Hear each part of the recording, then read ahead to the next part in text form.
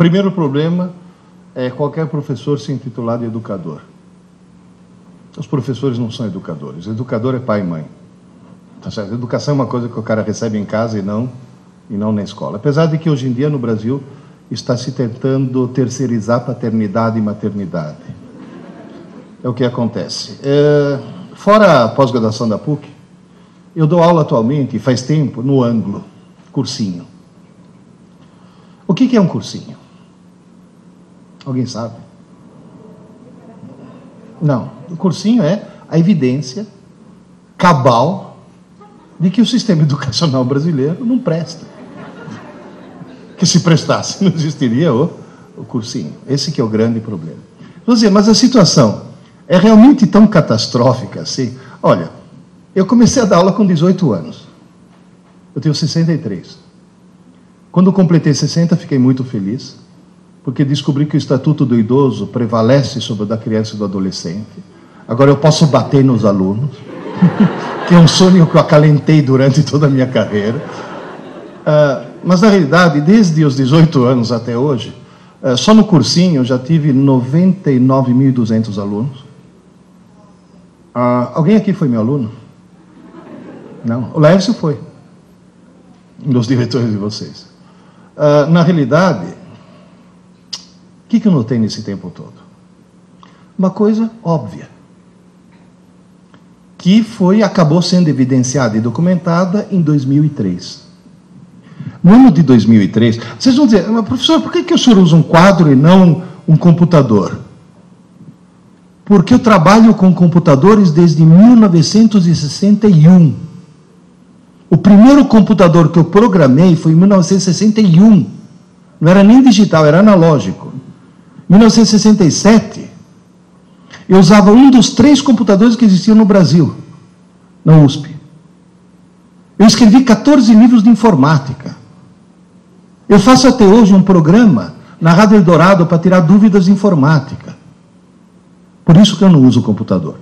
Agora, exatamente por isso. Em 2003, foi feito um exame chamado PISA. Para quem não está familiarizado, esse exame é um exame muito parecido com o Enem. É um exame que não mede conhecimentos, mede competências. Mede se o aluno sabe interpretar um texto, se sabe entender um gráfico, se tem raciocínio lógico, se tem raciocínio matemático. Participaram 41 países. O Brasil foi um dos convidados. O Brasil, e olha, os alunos escolhidos segundo o mesmo critério atuarial com a qual se escolhe, por exemplo, o pool de eleitores para fazer uma pesquisa eleitoral, para que seja bem significativo. Desses 41 países, a melhor colocação do Brasil numa das competências foi 4º lugar, de trás para frente. Ou seja, a melhor colocação que nós tivemos foi penúltimo. Na maioria das competências nós somos penúltimos. Agora, em matemática não, fomos os últimos mesmo. Ou seja, senhoras e senhores, eu falo isso faz tempo, mas agora está documentado.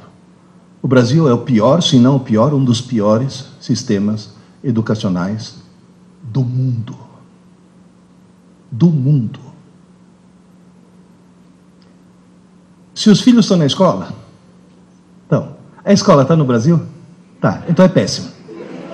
Não, qualquer escola. Não, mas o colégio... Não, qualquer escola. Porque eu lá no cursinho, eu recebo alunos que vêm das melhores escolas de São Paulo.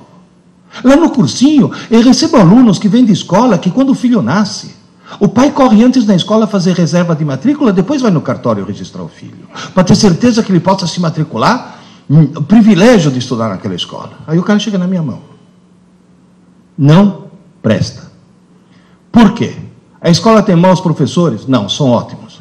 A escola tem má vontade? Não, é excelente. A escola não é profissional? É profissionalíssima, seríssima. Então qual é o problema? O modelo está errado. O paradigma educacional brasileiro está completamente equivocado. Só para vocês terem uma ideia, se você fizer um teste de QI e tentar determinar o número de pessoas que tem você arrumou canetas mais grossas, porque na televisão não aparecem as finas. Eu só queria ter certeza de uma coisa. Elas apagam? Tá bom. Deixa eu me reequipar aqui.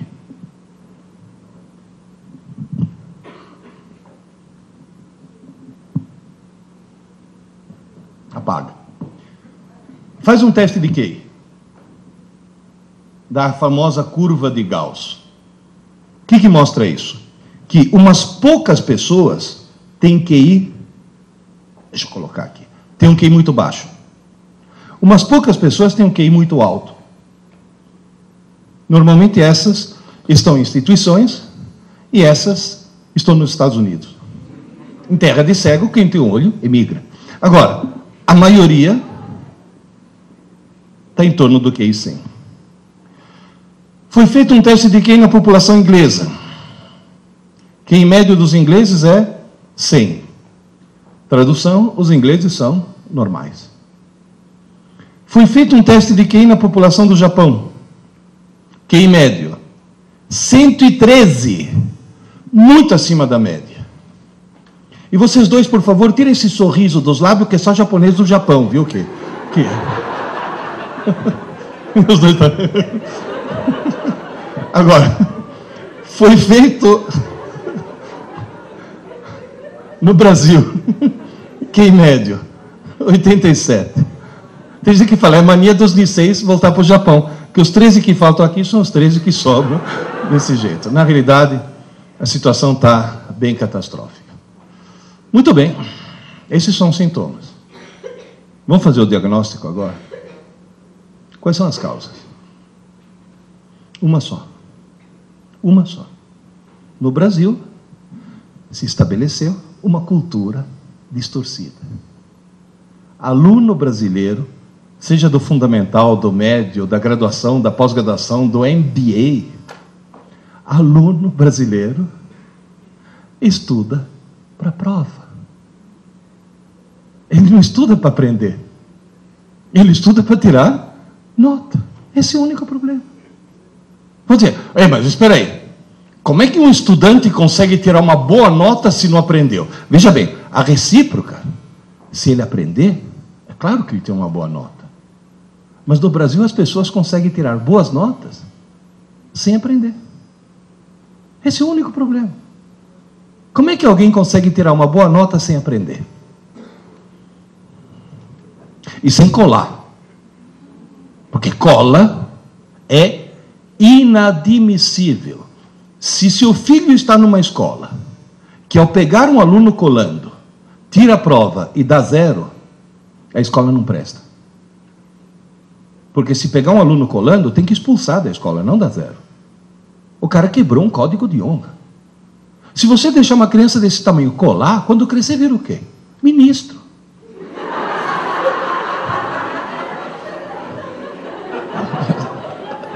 Tá certo? Como é que alguém que não cola e não aprendeu consegue tirar nota? O que é decorar? Quando? Um aluno marcar uma prova para ele na quinta-feira. Quando é que um aluno normal começa a estudar? Não, na quarta não é normal. Na quarta é alguém que tem visão a longo prazo. É o chamado aluno lungimirante, o que planeja o futuro. Mãe, me acorda meia hora mais cedo. Vocês percebem o problema? Vocês entendem o problema? Agora, alguém poderia me dizer por que todo mundo, estou incluindo aí gente, desde os pequenos, desde a quinta série até pós-graduação, até doutorado. Eu falei quinta série, porque até a quarta série eles são seres humanos. É na quinta série que começa o problema. É na quinta série que um pai ou uma mãe... Porque, gente, o problema é cultural, o problema não é a escola que está errada, o problema não é a família que está errada, o problema não são os alunos que estão errados, o problema é que está todo mundo errado. É cultural. Na quinta série, eu já vi mãe falar, filho, desliga essa TV, menino, vai estudar, você tem prova amanhã. Essa mãe acha que está ajudando o filho, essa mãe está cometendo um crime hediondo. Essa mulher devia ser presa sem direito à fiança. Essa desgraçada está arruinando a vida do filho. Vai estudar porque você tem prova amanhã. Por que as pessoas estudam mais em cima da hora possível? Não dá tempo de esquecer. Tira a nota. Tira. E depois? Esquece. Então estudou por quê? Se você pegar hoje um menino da 8ª série, pega um menino da 8ª série, bom aluno, põe na 6ª série, para fazer prova da 6ª série. Vocês acham que ele vai se sair bem? Só em matemática. Porque matemática tem uma característica diferente das outras matérias. Mas o resto vai ser uma catástrofe. Nunca vocês passaram por situações do tipo: pai, quando você estava na escola, você aprendeu trigonometria? Claro, filho. Tu me ajuda aqui, que eu estou com um problema que não consigo resolver de jeito nenhum. E você ouve a frase: ah, filho, mas faz tanto tempo. Olha, querido, se faz tanto tempo, você não aprendeu trigonometria. Você teve aula. Você teve prova. Você até tirou nota na prova de trigonometria. Você não aprendeu. Porque aprender não é para o dia seguinte. Aprender é aprender para sempre. Está bem claro isso? Entenderam qual é o drama? Então, a primeira tarefa que eu passo para todos vocês: nunca mais deixe seus filhos estudar para a prova.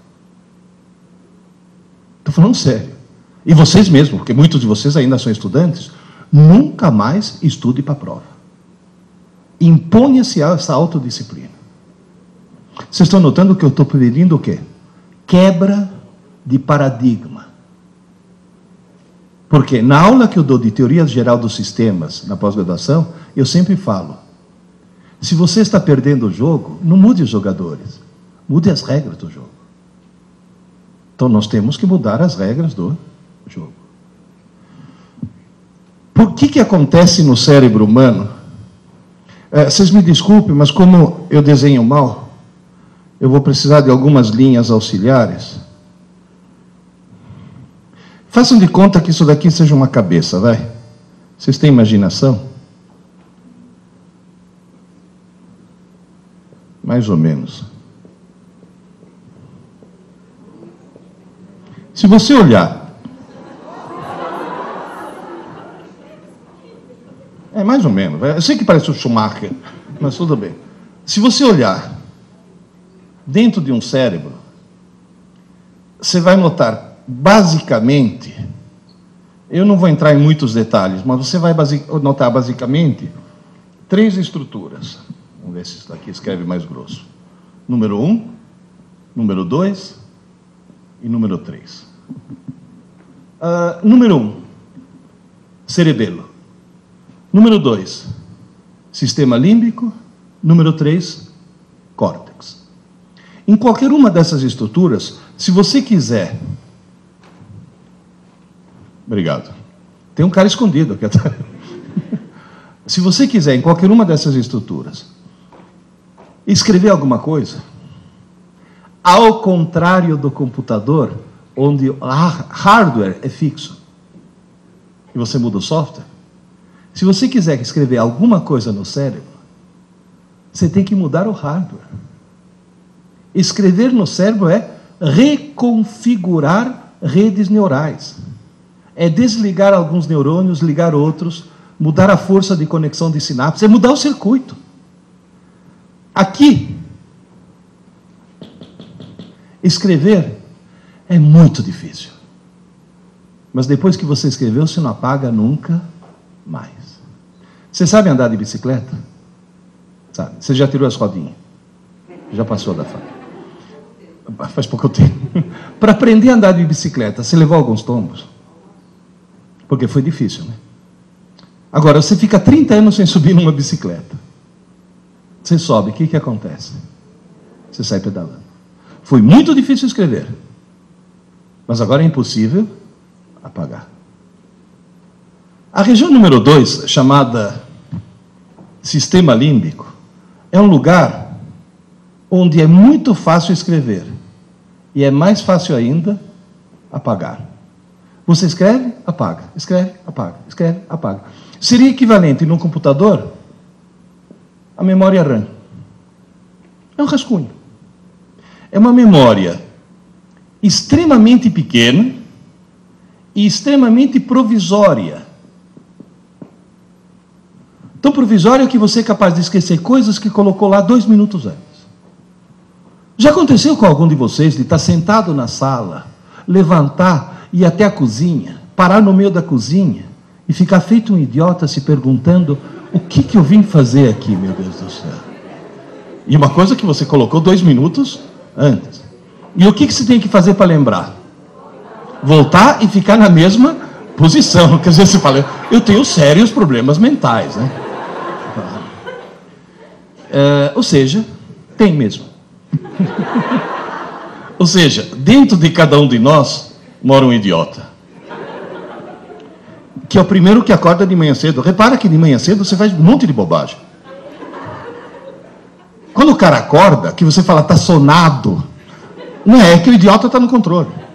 Então você vê cara calçar 2 meias no mesmo pé. Eu já vi cara atender o telefone no controle remoto da TV. Bom, de manhã cedo eu já escovei os dentes com hipoglós. Tem alguns aqui que estão rindo porque já escovaram os dentes com creme de barbear, que vem bisnaga, né? Então, na realidade, você faz muita bobagem. Por quê? Porque dentro de cada um de nós mora um idiota. Agora, qual é a boa notícia? No córtex, que seria essa região número 3, não é nem fácil nem difícil escrever, é esquisito. É muito esquisito. Por quê? Porque para escrever alguma coisa aqui no córtex, você tem que pegar algumas redes neurais, você tem que desconectar algumas coisas e criar outras. Você tem que mudar o circuito do cérebro. E você não consegue fazer isso enquanto o cérebro estiver funcionando. Seria como tentar trocar o pneu de um carro com o carro em movimento, ou tentar trocar as velas do motor com o motor funcionando. Mas tem uma vantagem: isso daqui equivale a um HD. Ou seja, é uma memória enorme e permanente. Só para vocês terem uma ideia, já que o mundo é da informática, um córtex humano equivale aproximadamente a uma rede de 5.000 computadores. Bom, em primeiro lugar, parabéns para o engenheiro, que colocar 5.000 computadores num 1,5 litro, isso sim que é nanotecnologia. Em segundo lugar, sabe o que quer dizer isso? Que todo mundo, no fundo, é um gênio. Alguns bem no fundo, mas todo mundo é um gênio. Se alguém estudar 10 horas por dia, 10 horas por dia, todos os dias da semana, todas as semanas do ano e todos os anos de sua vida, a pessoa consegue esgotar a capacidade de armazenamento e processamento de seu córtex em aproximadamente 4 séculos. Está certo que a expectativa de vida aumentou, mas eu estou falando em 4 séculos. No máximo, quanto que alguém vai viver? 4 séculos significa o quê? Que todos nós vamos morrer com pelo menos 3/4 da inteligência que ele nos deu ainda a ser desenvolvida. Agora, esse maravilhoso computador tem um defeito: não tem manual de instruções. E as pessoas usam muito mal. Quer ver? A hora que você vai fazer uma prova e estuda o mais em cima da hora possível, você está colocando as informações do idiota ou no gênio? No idiota. Você vê aluno entrar na sala de aula para fazer prova, o cara entra assim, sem chacoalhar a cabeça. Se você chamar o cara e falar: ô Zé, que foi? Pronto, agora embaralhou tudo, agora eu vou ter que estudar de novo. E o pior de tudo é que o desgraçado tira a nota e depois esquece tudo. Vamos dizer: senhor, qual é a chave? Como é que se conserta esse processo? É a coisa mais simples do mundo. A coisa mais simples do mundo é levar em conta fato número 1. Número 1. Ninguém escreve nada na parte nobre do cérebro enquanto o cérebro estiver funcionando. Enquanto o cérebro estiver em funcionamento, o idiota obtém informações do gênio, mas o gênio não obtém nenhuma informação nova. Portanto, todas as informações que entram na tua mente, na mente do teu filho, durante o dia, enquanto o cérebro estiver em funcionamento, todas elas entram no sistema límbico, na RAM, na memória provisória. Só que como essa memória é pequena, o que acaba acontecendo? Vai saturando, saturando, saturando. Quando chega no fim do dia, a reação do teu corpo qual que é? Sono.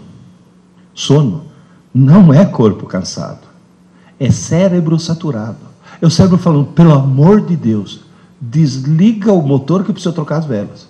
Pelo amor de Deus, para o carro que precisa trocar o pneu. Aí você dorme. Se você colocar eletrodos no cérebro de alguém, você vai notar uma coisa mais ou menos assim. Dormiu. De repente, você fala, acordou. Não, está dormindo ainda. De repente, agora acordou. Não, paradoxalmente está dormindo. Tanto é que esse sono daqui é chamado sono profundo e esse é chamado sono paradoxal. Porque você tem o mesmo padrão de quando está acordado e, no entanto, está dormindo. Cuidado que dormir é ter muita atividade cerebral, viu? Agora, o que está acontecendo aqui? Parou o carro, trocou o pneu. Parou o motor, trocou as velas. Nessa fase é que você faz a reconfiguração das redes neurais. E essa fase é aquilo que vulgarmente você chama de sonho. À noite, você não dorme para descansar. Descansar, vocês estão descansando agora, estão sentados. À noite, você dorme para sonhar. É fundamental. E você sonha para resetar o cérebro. Porque enquanto você está sonhando, é o momento no qual você está desentupindo a tua RAM. Quem já passou uma noite em claro sabe muito bem que no dia seguinte acorda meio abobado. 2 ou 3 noites em claro produzem o quê? Alucinações. O que é alucinação? É sonhar de olhos abertos. Tamanha necessidade do cérebro de sonhar.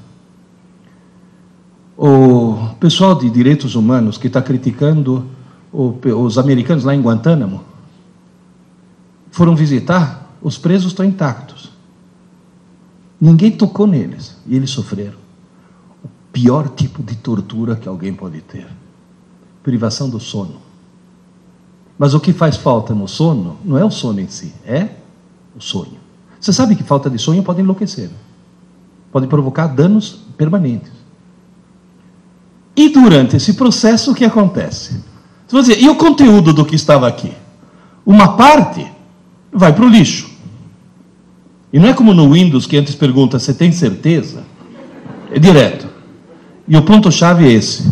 Se durante o dia foram abertas algumas portas, cuidado, não foi escrito nada, mas foram abertas as portas. Alguma coisa vem aqui, e isso você não esquece nunca mais. Repito, nunca mais. Agora, isso você pode dizer, isso eu aprendi. Porque daqui a 20 anos está lá ainda. Isso daqui, nunca mais. Até aqui está claro? Professor, o que o senhor aprendeu com os seus quase 100 mil alunos? 2 coisas. Primeiro, que um idiota, no meio de idiotas, pensa que é normal. Portanto, no Brasil, a coisa mais perigosa que existe é falar, mas todo mundo é assim. Cuidado. Eu gostaria muito que, para seus filhos sobreviverem nesse século que vem aí, que vocês conseguissem transformar seus filhos em exceção e não em regra. Segunda coisa que eu aprendi. Na cabeça de um aluno normal, toda noite, o que vai para o lixo? As aulas. E o que vai para a memória permanente? As abobrinhas. Se seu filho tem uma aula de geografia fantástica, e no meio da aula o professor de geografia contar uma piada, depois de 3 meses, o que ele lembra da aula? Da piada. Isso não é um defeito. Isso é uma consequência, sabe do quê? Do fato de que quem decide o que vai para o lixo e o que vai para a memória permanente não é uma rotina racional, é uma rotina emocional. Moral da história.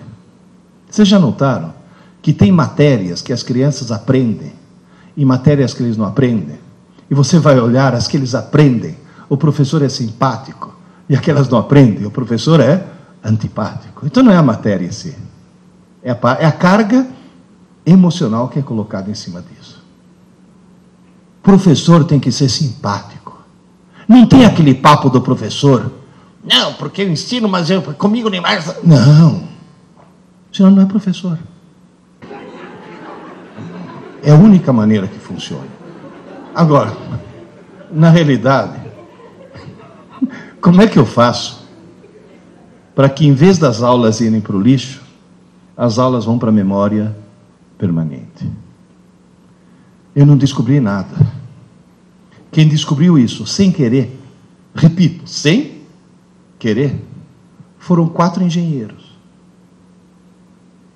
Há 60 anos atrás, 4 engenheiros resolveram fundar um cursinho. 4 engenheiros. Não tinha nenhuma pedagoga no processo. Ao montar o cursinho, se defrontaram de cara com um problema. A primeira aula é em março, o vestibular é em dezembro. Se aquela aula que foi dada em março for parar no lixo, não é em dezembro que o cara vai recuperar. Agora, qual é a principal característica de um engenheiro? Tem algum engenheiro presente aqui? Você é engenheiro. O engenheiro é alguém que recebe um treinamento para quê? Para resolver problemas.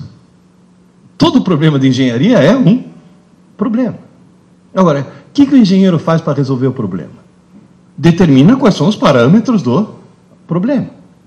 Como é que o engenheiro conta história para o filhinho dormir? Sejam 3 porquinhos, P1, P2 e P3, e um lobo mau, L índice M. Ou seja, ele determina antes os parâmetros. Esses caras diagnosticaram o problema. Falou, e agora, como é que eu faço? Se toda noite o que foi dado durante o dia é desmanchado durante a noite. E cuidado, hein? Gente, estou falando em ritmo circadiano. Isso é um processo que acontece toda noite. E à noite, o teu cérebro e o teu corpo é vampiro, vira uma outra coisa. E funciona. Deixa eu ver a quantidade de cabelos brancos que tem por aqui. Tem alguém aqui que toma Lipitor? É um remédio contra o colesterol alto. Sabe qual é a primeira recomendação? Dessas estatinas todas? Tome à noite. Porque se você tomar de manhã, não serve para nada. É só o metabolismo noturno que faz com que aquilo tenha algum efeito. O que esses engenheiros descobriram? Um slogan de 4 palavras. 4. Eu tomei a liberdade, depois de entender o porquê, de acrescentar a 5ª. Aula dada é aula estudada hoje. Aula dada, aula estudada hoje. Tão simples. Estudar pouco, mas todo dia.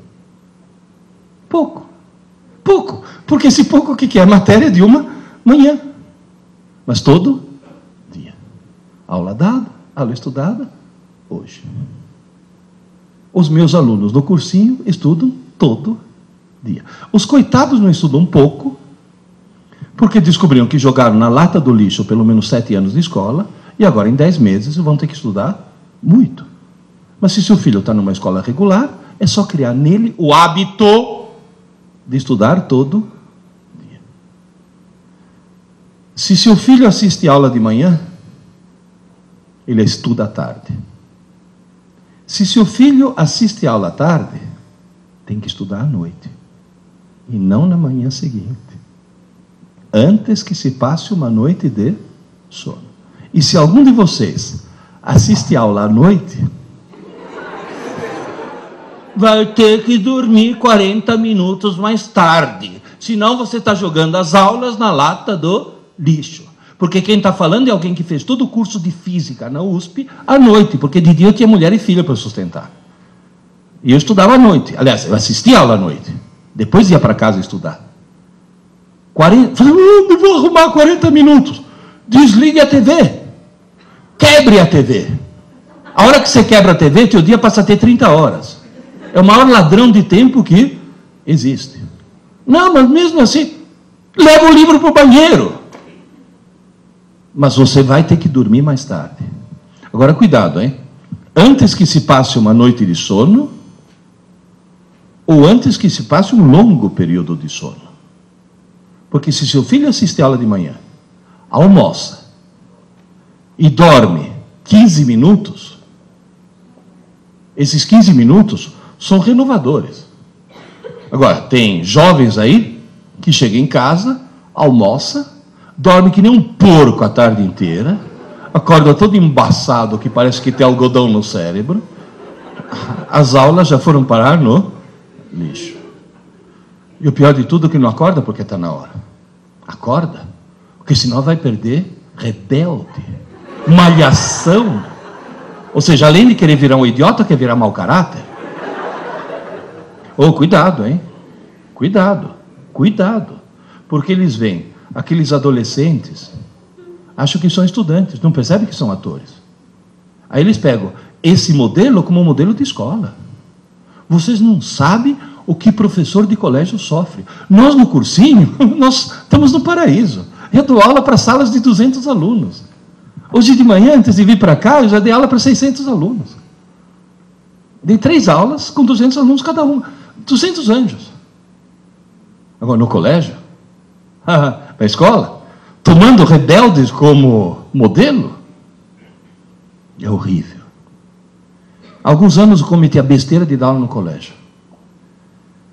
Um colega meu, que foi nomeado diretor de uma escola, falou: Pierre, o ano que vem, escola nova, você vai dar aula. Eu falei: não tenho tempo. Não, mas o colégio... Não tenho tempo, pô. Pô, Pierre, um ano só, para dar o pontapé inicial. Eu falei: não tenho tempo. Uma manhã por semana. Eu falei: não tenho tempo. Pô, eu já tinha falado com o diretor da escola, com o dono. A gente reservou para você uma manhã por semana, $3.000 por mês. Eu falei: quarta-feira. Como me arrependo. No meio de uma aula, ter que parar uma aula e falar: ô, vocês duas aí, dá para parar, por favor? Sabe o que eu escutei? Ai, professor, a gente estava só conversando. Falei: como só conversando, sua deficiente mental? Sua imbecil crônica, sua cretina patenteada. Quem falou que durante uma aula você pode conversar? Ai, professor, o senhor está estressado. Eu dando uma aula, todo mundo prestando atenção, quando eu viro, está uma menina assim. Falei: filha, se liga, vai, presta atenção. Ai, professor, hoje não dá, estou na fossa. Falei: você está o quê? Ai, professor, estou na fossa, meu namorado me largou. Falei: fez bem. Fez bem, porque se teu namorado não tivesse te largado, você correu o risco de casar com ele, ter filhos e propagar o gene da estupidez gerações afora. Alguém que assiste ela assim não pode se reproduzir. Você vai poluir o pool genético da humanidade. Não sabe o que é isso? Rebelde, malhação. Há alguns anos atrás, acho que uns 3 anos atrás, o coordenador do Angus chegou para mim e falou: Pierre, você se importaria se a Rede Globo interrompesse tua aula 8 minutos? Que a Rede Globo é assim, 8 minutos. Eu falei: não, tudo bem. Porque era 15 de outubro, que é o dia do professor, eles queriam homenagear um professor. Então entraram na minha sala. No meio da aula, luzes, câmera, ação. Entra toda a parafernália da Globo, a Ana Maria Braga, e no monitor veio o Louro José. Inteligentíssimo, o Louro José. Aí a Ana Maria ficou lá, fez pergunta, conversou comigo, conversou com os alunos, ficou 8 minutos, 10 minutos, 15 minutos, meia hora. Derrubou a entrevista no estúdio, derrubou tudo, só ficou lá. Porque o ponto estava dizendo: fica aí que o Ibope está subindo, fica aí que a audiência está subindo, porque sabe que a televisão é movida a audiência. Por quê? Porque dezenas de milhares de mães estavam vendo 150 alunos se comportando como seres humanos. Tanto é que uma hora que o Louro José estava falando com não sei quem no estúdio, em off, a Ana Maria virou para mim e falou: Pierluigi, quantos alunos tem nessa sala? Eu falei: 150, é pequena. Ele olhou para mim e falou, nossa, mas tão educados.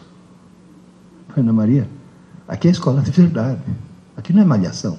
Naquela época tinha malhação. Falei, aqui não é a escola da novela. Tinha uma novela na época, Mulheres no Cio, uma coisa assim, que eles passavam mais tempo sentando. Como que era? Mulheres Apaixonadas. Tinha mais tempo em volta de uma piscina do que... Não, e depois eles passavam no vestibular depois. Passavam o dia inteiro na piscina e depois passavam no vestibular. Falei, a escola é verdade. Agora, eles usam isso como modelo. Isso é perigosíssimo. Tome cuidado com o que seu filho assiste. Viu? Tome muito cuidado com isso. Agora, na realidade, criar o hábito de estudar todo dia. Tanto você deve criar esse hábito, quanto criar esse hábito nos seus filhos. Se você pegar uma criança de 4 anos, você tem que chegar para ele e falar, filho, você já escovou os dentes? Agora, pega uma marmanja de 17 anos, não só você não precisa cutucar, como se faltar água em casa, ela vai na geladeira, pega a água mineral na geladeira e escova os dentes com água mineral, porque aquilo que era uma obrigação virou uma necessidade. Por quê? Porque criou um hábito. Se alguém tiver filho nenê, que dorme no colo ainda, faz dormir nesse ritmo, e dá tempo de falar, aula dada, aula estudada, aula dada, aula estudada. Quanto menor, melhor. Criar o hábito de estudar todo dia. Segunda coisa, extremamente importante, que é papel dos pais também, entre outras coisas. É arrancar um pouco o seu filho do mundo virtual. Ontem, quando foi? Segunda-feira, segunda-feira, quando deu 8 horas, os alunos saíram no pátio, voltaram para a sala de aula, e na aula que eu ia dar, às 8 horas, um monte me olhou espantado e falou, professor, a lua. Falei, o que tem a lua? A lua. Falei, e o que tem a lua? Falei, dá para ver a lua. Falei, sim, claro, é quarto minguante. Falei, mas de dia? Falei, como de dia? Você nunca viu a lua de dia? Não. O cara nunca, te juro, o cara chegou e falou, mas a lua não aparece só à noite? Sabe o que é isso? Eles passam horas na frente da TV, horas na frente do game, horas na frente do computador, com esse maldito MSN, eles perderam contato com o mundo real. Eles não sabem mais o que é o mundo real. TV imbeciliza. Você está grávida? Você te sentiu enjoo nas primeiras semanas de gravidez? Você sabia que na década de 50 foi inventado um remédio maravilhoso que a mulher tomava e não sentia enjoo? Chamava talidomida. As mulheres começaram a tomar e realmente não sentiram enjoo. Aí as crianças começaram a nascer, sem braço, sem perna, sem olho, etc. Por quê? Porque o remédio parecia ser uma coisa muito boa e demonstrou ser uma coisa muito ruim. Queridas e queridos, a televisão é a talidomida intelectual do século XX. Foi criada para entreter, educar, informar, treinar, e imbecilizar da forma mais absoluta. Vocês não têm ideia, eu tenho, sabe por quê? Porque a primeira vez na vida que eu assisti TV, eu tinha 11 anos. Eu sei o que é um mundo sem TV e um mundo com TV. Ao longo da minha carreira, eu vi o nível dos meus alunos fazer isso. Vocês não têm ideia. Um aluno de hoje, comparado com um aluno de 40 anos atrás, hoje, um cara que sai de uma pós-graduação tem um nível inferior a um cara que há 40 anos atrás terminava um curso técnico qualquer. Em compensação, a audiência da TV fez isso. A TV imbeciliza intencionalmente, é claro, se não imbecilizar intencionalmente, ela não vende. Ninguém que tenha mantido um mínimo de equilíbrio mental, um mínimo de sanidade, jamais compraria um cinturão elétrico que dá choques absolutamente inúteis e inofensivos e acha que isso vai acabar com a barriga. Está cientificamente provado que o Total Shape é um engodo e está vendendo feito água. Gente, outro dia eu liguei a TV por assinatura e vi uma propaganda de 15 minutos. Olha, uma propaganda de 15 minutos é grana. Quer dizer que os caras estão vendendo o produto. O que eles estão vendendo? Um sofá de plástico preto inflável. Agora eu pergunto, em nome de Deus, por que alguém, algum dia, vai querer um sofá de plástico preto inflável? De plástico. Quer dizer, se você sentar sem camisa e levantar, ele vem junto. Que gruda.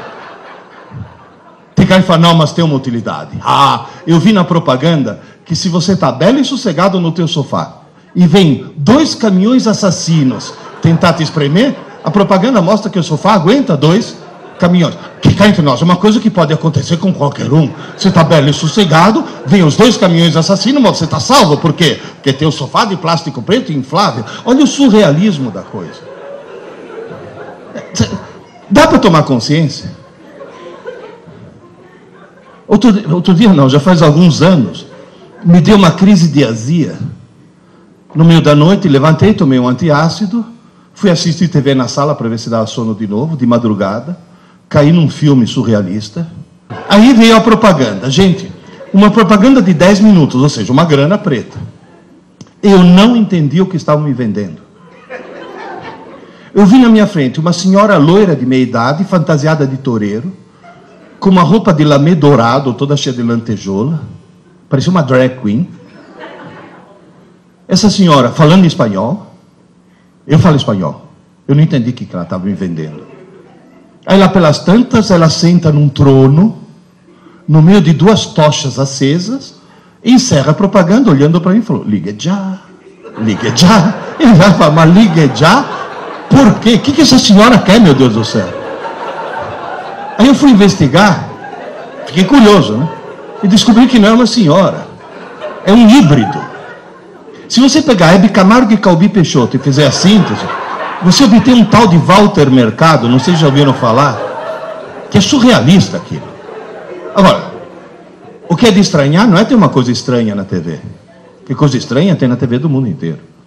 Nos Estados Unidos, quanto mais estranho e mais pervertido, maior é Ibope. Ou seja, na realidade, quanto mais esquisito for, para a televisão é melhor.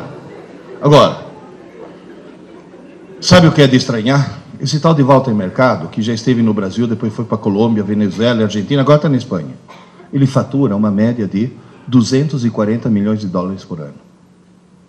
O que preocupa é que quando me fala liga já, as pessoas...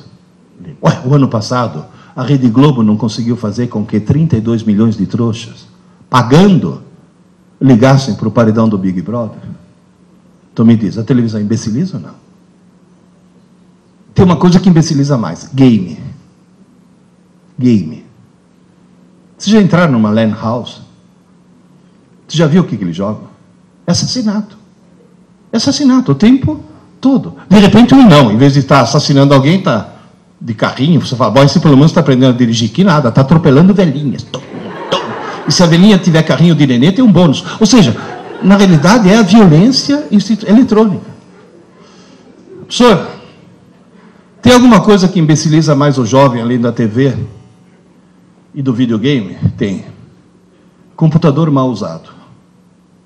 O famoso MSN. Eu sempre achei que MSN fosse, em primeiro lugar, perda de tempo. O cara está fazendo uma pesquisa, que é uma coisa ótima se fazer na TV. Ah, cuidado, hein, com uma coisa. Na TV não, no computador. Cuidado com uma coisa. Nunca deixe seu filho entregar um trabalho na escola impresso, hein? Sempre manuscrito. Porque eles entregam na base de Ctrl-V, Ctrl-C, né?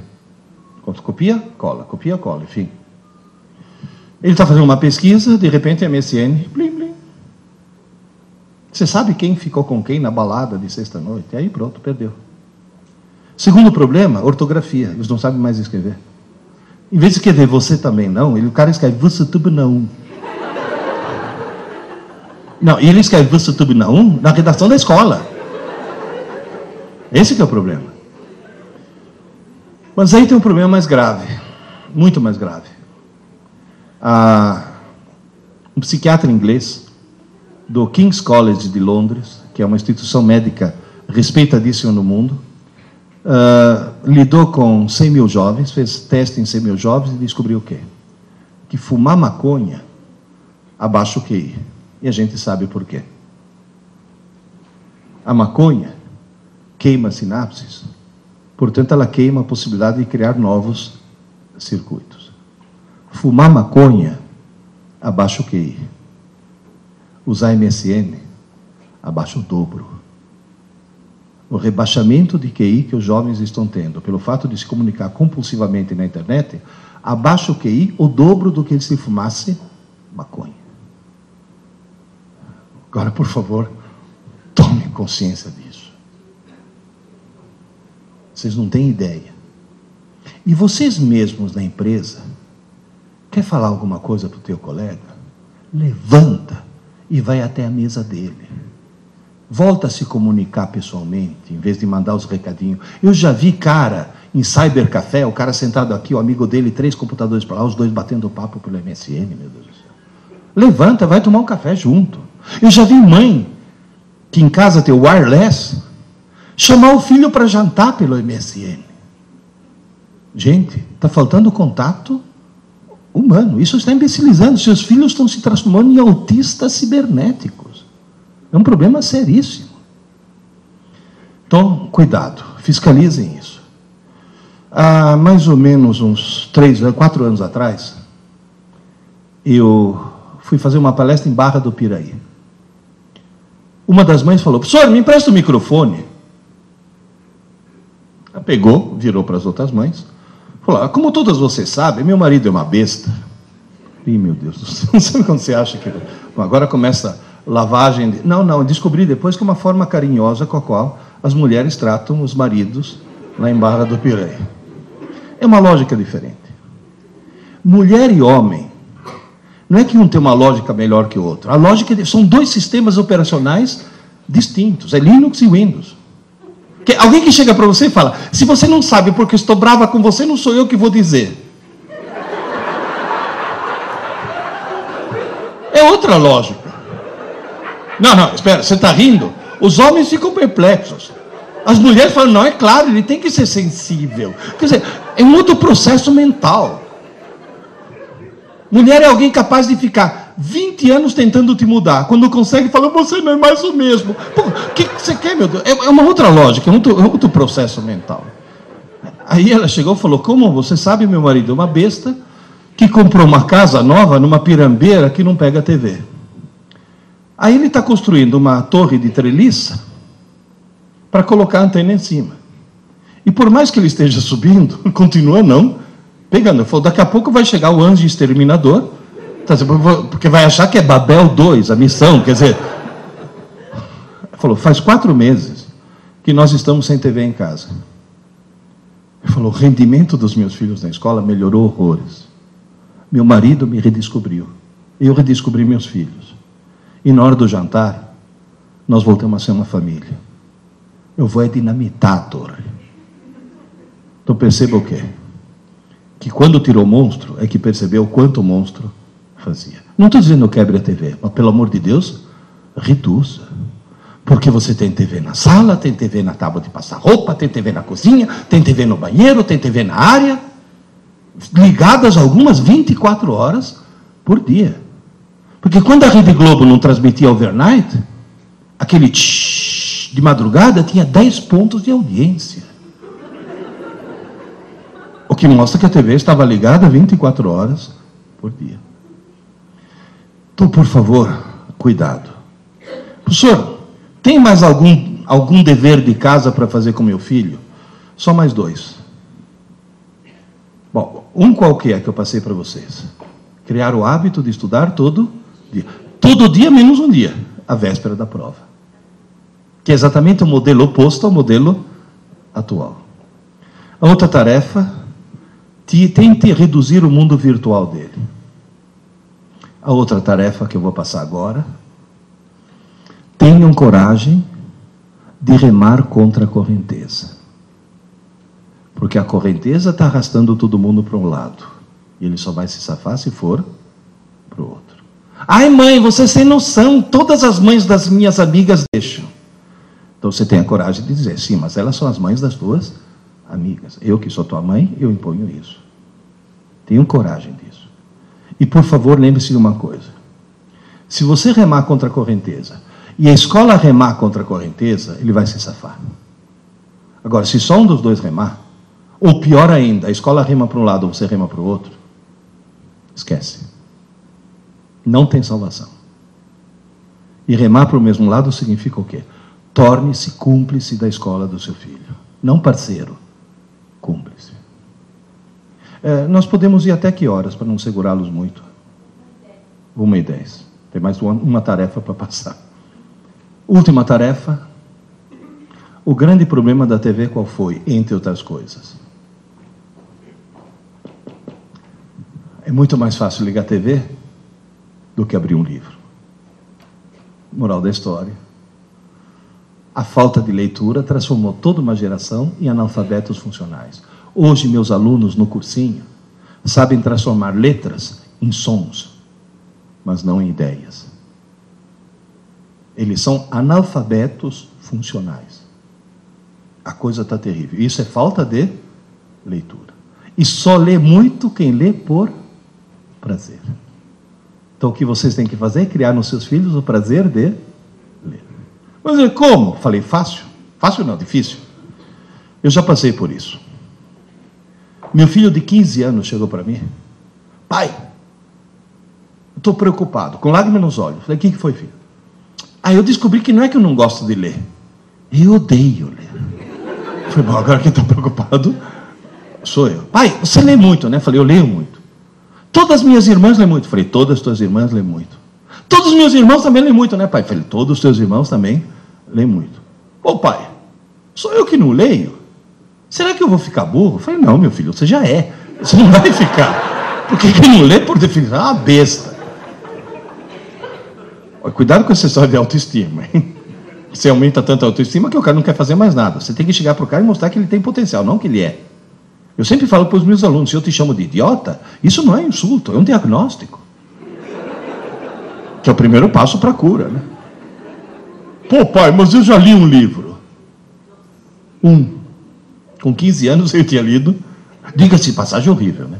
Eu tentei ler, não consegui. Eu olhava e falava, quem que escreveu isso? Falei, só pode ser uma freira que fuma maconha, não tem outra explicação. Gente, o livro falava sobre as crises místico-religiosas de uma galinha. No meio do livro, por uma escada de luz, descia o arcanjo galo. Eu falei, não, isso é jogo duro, pelo amor de Deus, né? Isso já é delírio tremens, né? A moral da história, eu falei, Adriano, não estou pedindo para você ler um livro. Estou pedindo para você criar o prazer de ler. Falei, como? Eu falei, fácil. Foram escritos milhões de livros no mundo. Um foi escrito para você. Falei, qual? Eu falei, não sei. Falei, como é que eu faço? Eu falei, simples. Comece a ler um livro qualquer. Tá chato? Para. Para? Eu falei, para. Porque a tua tarefa não é ler um livro, é descobrir o teu livro. Se está chato, não é teu livro. Começa outro. Está chato? Para. Começa outro. Está chato? Para. Qual é o defeito da escola? Está chato? Continua. Vai cair na prova. Por isso que a escola, em vez de criar o prazer pela leitura, cria o ódio pela leitura. Por isso são vocês que têm que criar o prazer. Está chato? Para. Está chato? Para. Eu falei, sabe o que vai acontecer, filho? Depois de fazer isso 4 ou 5 vezes, você vai ter a falsa sensação que todos os livros do mundo são chatos. Não é verdade. Você ainda não achou o teu. Eu falei, livro, filho, é que nem namorada. Tá chata? Troca. Tá chato? Troca. Vai trocando. Na 8ª tentativa, ele achou Hobbit. De um tal de Tolkien. Pô, pai, devorei o livro. Falei, pois é, tá vendo? Você achou o teu livro. Pô, pai, eu nunca imaginei que um livro pudesse ser divertido. Falei, tá vendo? Pô, pai, de noite eu perdi horas de sono para terminar um capítulo. Falei, você achou o teu livro. Falou, pai, parece que a história continua. Falei, sim, claro. Falei, você sabe? Falei, já li em inglês. The Lord of the Rings. Falei, em português deve ser o Senhor dos Anéis, o Mestre dos Anéis. Ou compra para mim. Falei, vamos embora. Procurei em tudo que é livraria de São Paulo, não achava.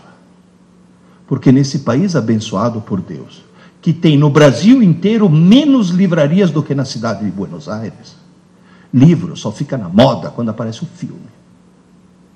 Durante 40 anos, eu falei para os meus colegas, leia Eu, Robô, do Isaac Asimov. Ninguém leu. É uma obra-prima. Eu, Robô. Que isso, a autobiografia do Maluf. Pelo amor de Deus, é um dos melhores livros de ficção científica que eu já vi. Agora, apareceu o filme, encheu as livrarias, né? Achei O Senhor dos Anéis, muito mal editado, arranquei as capas, mandei editar num volume único, encadernar num volume único. Entreguei 1.200 páginas para o meu filho semi-analfabeto e ele devorou as 1.200 páginas. Pai, tem mais alguma coisa no gênero? Eu falei, tem. 4 volumes das Brumas de Avalon. Pá! Devorou. Pai, tem mais alguma coisa no gênero? Eu falei, chega, vamos mudar, né? Senão daqui a pouco se vira feiticeiro. Vou ter um Gandalf andando de cajado pela casa. As Aventuras Completas de Sherlock Holmes. Devorou. Bom, olha, para encurtar a história, em Piracicaba tem um ditado que diz, se havia porteira, não passa um boi, passa boiada. Ele começou a ler de tudo. Hoje o Adriano lê fluentemente em português, lê e fala, né, espanhol, francês, italiano e inglês. É formado em administração de empresas e é diretor de uma editora.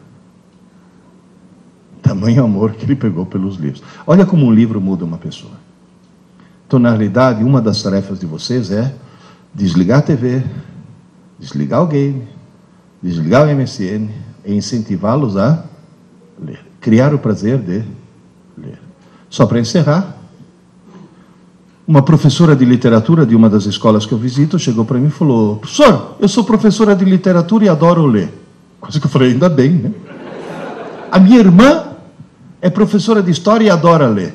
E nosso irmão é uma besta, que não lia nem bula de remédio, além de tudo desgraçado e corintiano, mas a minha irmã foi, eu estou me referindo às palavras dela, hein? Aí minha irmã foi numa livraria e encontrou um livro intitulado Aventuras e Desaventuras do Timão. Diz que o corintiano era tão corintiano que concedeu a honra de começar a ler. E o que ele descobriu? Que o livro contava histórias fantásticas do Corinthians. Muito mais gostoso de saber do que ficar escutando o abominável Milton das Neves. Ele devorou o livro. 2 anos depois, sabe o que aconteceu? Ele publicou um livro de poesia de autoria dele. Gente, um corintiano escrevendo poesia. Olha o quanto um livro consegue alterar uma pessoa. Agora, como aula dada é aula estudada, resumindo as 3 tarefas de vocês, quais são? Criar o hábito de estudo diário.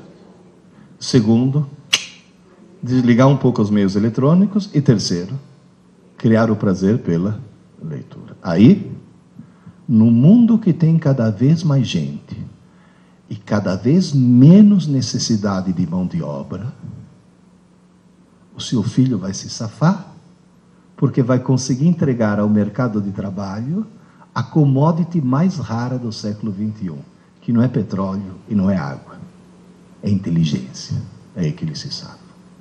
Está claro? Professor, chegando em casa, o que eu falo para o meu filho em uma palavra para ficar mais inteligente? Leia! Nem que seja para ler Júlia, Bianca, Sabrina. Professor, em 2 palavras, o que eu falo para ele? Leia já. Começa. Tchau, gente, obrigado. Desculpe segurar.